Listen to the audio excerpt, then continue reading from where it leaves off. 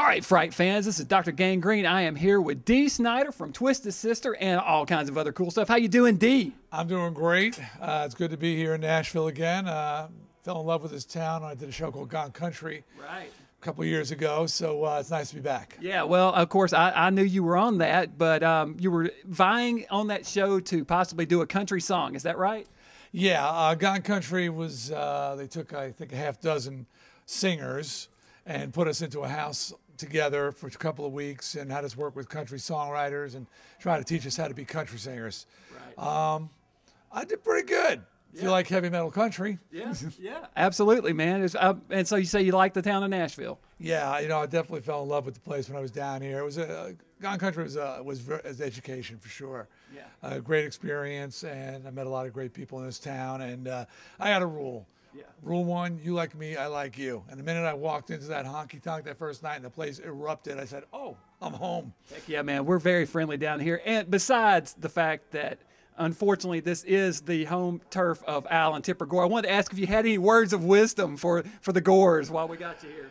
For the Gores, yeah, well, watch out, because there's a documentary that's being put together right now that's going to sort of start with, you know, what happened and then follow the lives of the Zappas, the Sniders, the Gores, the Rockefellers, the Browns, and see who has been truer to their values and who has been better parents. I just like to say that none of my kids were busted for drug possession. Okay, so there you go. Just pointing that out. I'm just saying.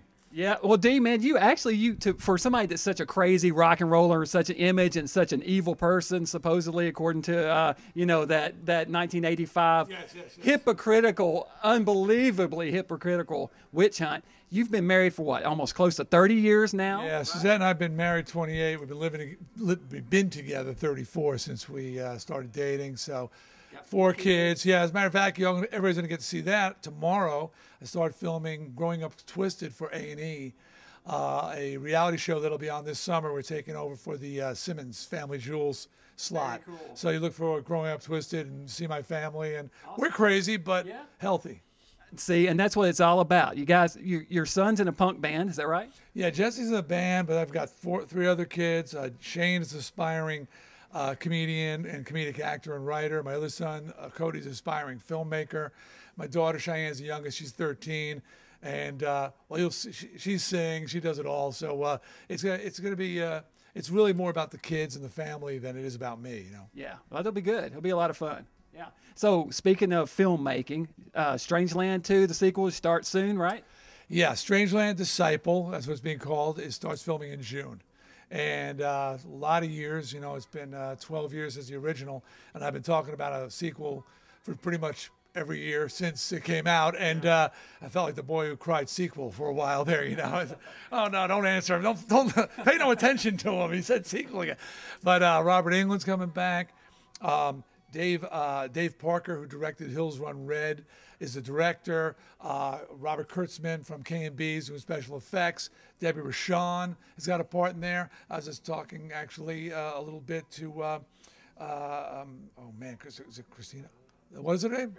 Caroline Williams, sorry. Okay.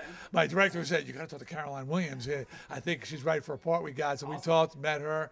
We're talking to her. So, I don't know if it's necessarily going to be a who's who of horror icons. I don't know if I want to go down that road. I think that could be a little distracting, but definitely some notable people in there, and then and other surprises. Yeah, well, you want to get people to fit the roles, and some, you know, if they happen to be famous, great. If not, then you get who's right for the part. Yeah, and again, not a criticism. I'm a fan of Rob Zombie's work, but when he loaded up that, you know, those Halloweens with all those horror icons, I found myself sitting there with a little checklist going, got it.